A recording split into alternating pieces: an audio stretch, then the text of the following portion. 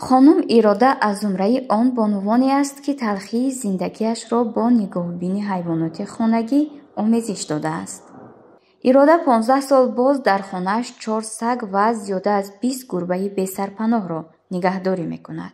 اینا را نگاهبین کنی، اینا را معالجه کنی، واکسیناسیون کنی، اپراسیون کنی. یگان فایده از اینها نمیگیریم، برای که اینها گاو نیست که شیر دهد یا یگان گوشت دهد.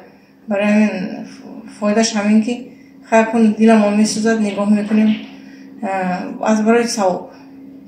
قهرمانی ما زاده ملک بخارا است که سالیانی پیش با اهل عائله‌اش به شهر دوشنبه کوچیده است. این زن عین زمان در یکی از محله‌های پایتخت در خانه حولی زندگی میکند. 15 سال دیگر شد دعوتای 15 سال تا 20 سال نمیخوام با در بیرون سکو پیشک‌ها رو هم خوراک میدهم. اگر علاجم باشد آنها رو هم واکسیناسیون میکنم. اگر یگان آدم میبرم میدهم. خانم ایراده در منزل خود جایهای مخصوصی نگهداری سگ و گربه را دارد. او میگوید نگهداری سگ‌ها نسبتاً آسان‌تر است، زیرا آنها در حولی بود و باش دارند. اما از گربه‌ها که در درون خانه هستند بیشتر به تازگی اهمیت باید گذاشت. کار او در سردی‌ها نسبتاً دشوارتر می شود.